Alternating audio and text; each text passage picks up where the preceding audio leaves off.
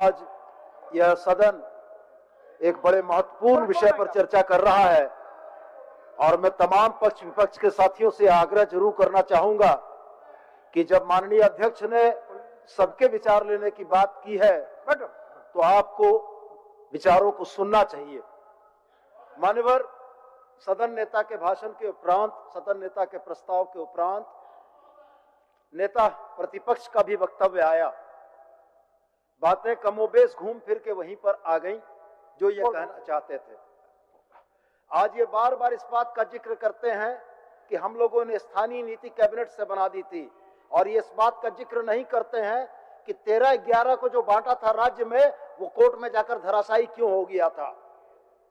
आज 2016 की स्थानीय नीति की बात करते हैं, लेकिन जब ये परिस्थितियां कोर्ट की समीक्षा में जाने लायक हैं तो अगर सरकार यह चाहती है कि 1932 को आधार वर्ष मानते हुए यह सदन सर्वसम्मति से इसे पारित करे और भारत सरकार को भेजे कि संविधान की 9वीं अनुसूची में जाकर यह संरक्षित हो, तो हमारे विपक्ष के साथियों को आपत्ति क्यों है। मान्यवर, मेरा वक्तव्य पूरा हो जाने दीजिए। मान्यवर, बिहार सरकार ने 75% आरक्षण लागू कराया और राज्यपाल से आग्रह किया कि इसको 9वीं अनुसूची में भेजा जाए। मैं और जानकारी के लिए बता दूं, किसी देश के तमिलनाडु प्रदेश में आरक्षण की सीमा 69% है जो संविधान की 9वीं अनुसूची के द्वारा संरक्षित है। मैं सिर्फ ये कहना चाहता हूं कि एक सीधा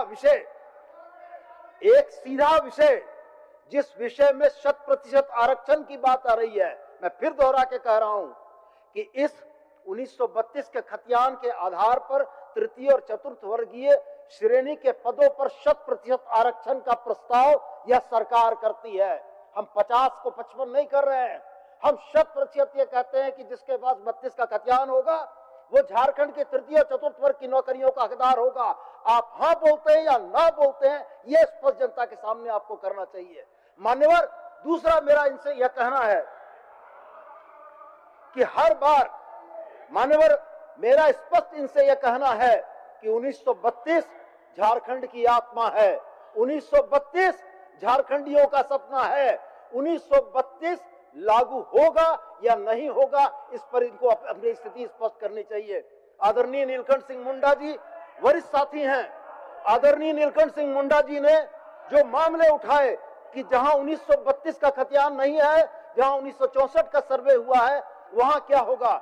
मैं आदरणीय नीलकंठ सिंह मुंडा जी को यह बताना चाहता हूं कि इस विधेयक ने यह प्रावधानित किया है कि जहां 1932 का सर्वे खतियान नहीं है या किसी भूमिहीन के पास भूमि नहीं है, वहां ग्राम सभा इस बात का सत्यापन करेगी कि यह व्यक्ति और इसका पूर्वज अगर 1932 से पहले झारखंड की भूभाग में रहने वाला है तो वैसे व्यक्तियों को स्थानीय माना जाएगा।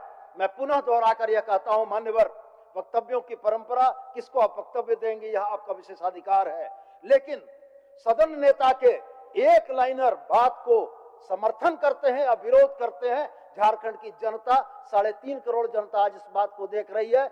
इस बात को स्पष्ट बोले कि 9वीं अनुसूची में जाकर यह संरक्षित होगा। भारतीय जनता पार्टी इसमें हमारी मदद करेगी या भारतीय जनता पार्टी इसके खिलाफ होगी। मैं प्रस्ताव करता हूं कि दिनांक 11 नवंबर 2022 को सभा द्वारा यथा पारित झारखंड स्थानीय विधेयक की परिभाषा और परिणामी सामाजिक, सांस्कृतिक और अन्य लाभों को ऐसे स्थानीय व्यक्तियों तक विस्तारित करने के लिए विधेयक 2022 को बिना किसी संशोधन के पुनः पारित किया जाए। प्रश्न यह है कि दिनांक 11 नवंबर 2022 को सभा द्वारा यथा पारित झारखंड स्थानीय व्यक्तियों की परिभाषा और परिणामी सामाजिक, सांस्कृतिक और अन्य लाभों को ऐसे स्थानीय व्यक्तियों तक विस्तारित करने के लिए विधेयक 2022 को बिना किसी संशोधन के पुनः पारित किया जाए। जो इसके पक्ष में है हाँ कहे, जो इसके विपक्ष में है ना कहे। मैं समझता हूं कि पक्ष में बहुमत है, प्रस्ताव स्वीकृत हुआ।